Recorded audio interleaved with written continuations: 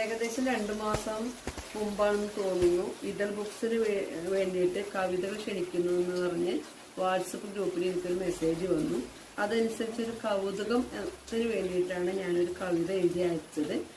കുറേ ദിവസങ്ങൾ കഴിഞ്ഞപ്പോൾ ആ കവിത സെലക്ട് ചെയ്തിട്ടുണ്ടെന്ന് പറഞ്ഞ് ഒരു മെസ്സേജ് വരികയും ഒരു കോൾ വരികയും ചെയ്തു. അതിനനുസരിച്ച് ഞാൻ എൻ്റെ ഡീറ്റെയിൽസും ഫോട്ടോയും ഒക്കെ അയച്ചു കൊടുത്തു. അപ്പോൾ ഈ കവിത പ്രസിദ്ധപ്പെടുത്തിയിട്ടുണ്ട്. അതിൻ്റെ 2 കോപ്പിയാണ് എനിക്ക് അവർ അയച്ചു തന്നിട്ടുള്ളത്. അതാണ് ഞാനിപ്പോൾ അയച്ച് നോക്കാൻ പോകുന്നത്. SLCക്ക് പഠിക്കുമ്പോഴും പ്രീ ഡിഗ്രിക്ക് പഠിക്കുമ്പോഴും അങ്ങനെ കുറേ കവിതകളൊക്കെ എഴുതി അവതരിപ്പിച്ചിട്ടുണ്ട്, കവിതകളും കഥകളും ഒക്കെ. അപ്പോൾ പിന്നീട് അതൊക്കെ ജീവിതത്തിൻ്റെ പ്രാരാബ്ദം കൊണ്ടൊക്കെ നമ്മൾ വേണ്ടാന്ന് വെച്ചു. ഇപ്പം വീണ്ടും ഒരു സ്വസ്ഥത കിട്ടിയപ്പോൾ ഞാൻ വീണ്ടും എഴുതാൻ തുടങ്ങി.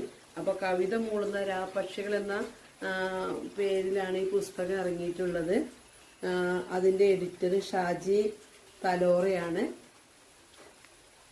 അപ്പോൾ ഇതിൽ എൻ്റെ കവിത എത്രാമത്തെ പേജിലാണെന്ന് ഞാൻ നോക്കട്ടെ. വളരെയധികം സന്തോഷമായി. കാരണം നമ്മുടെ സ്വന്തമായി എഴുതിയിട്ടുള്ള കവിത ഒരു പുസ്തകത്തിൽ വരിക എന്നൊക്കെ പറഞ്ഞാൽ അതിൽ അപ്പുറം എന്തൊരു സന്തോഷമാണ് നമുക്ക് വേണ്ടത്. അത് ഞാനൊന്ന് ചൊല്ലി നോക്കാം. കണ്ടു എൻ ഹൃദയം നുറുങ്ങി നീ ചുറ്റികയെടുത്ത നിമിഷം നീ നിന്നെ മറന്നുവോ?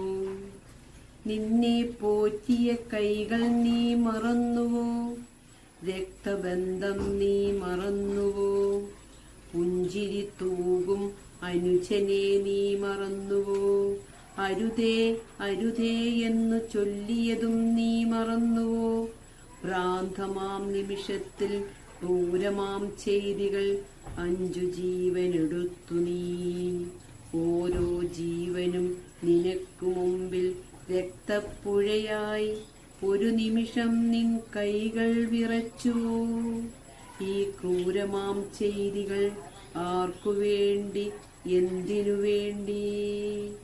നിങ്ങൾക്ക് ഇതിലെ വിഷയം മനസ്സിലായി കാണുമെന്ന് വിചാരിക്കുന്നു. ഈ വിഷയത്തെ ആസ്പദമാക്കിയ ഒരു കവിത എഴുതാനാണ് പറഞ്ഞത്. അപ്പോൾ ഞാൻ എൻ്റെ തലക്കെട്ടായി കൊടുത്ത് ഹൃദയം നുറുങ്ങി എന്നാണ്. കാരണം അത് പത്ര റിപ്പോർട്ടിൽ വന്നപ്പോൾ തന്നെ നമ്മുടെ ഏതൊരു വ്യക്തികൾക്കും ഹൃദയം നുറുങ്ങും. അത്തരത്തിലുള്ള ചെയ്തികളാണല്ലോ അന്ന് നടന്നത്. ഒരു നടന്ന സംഭവമാണ് ഞാൻ അത് കവിതയാക്കി മാറ്റിയത്.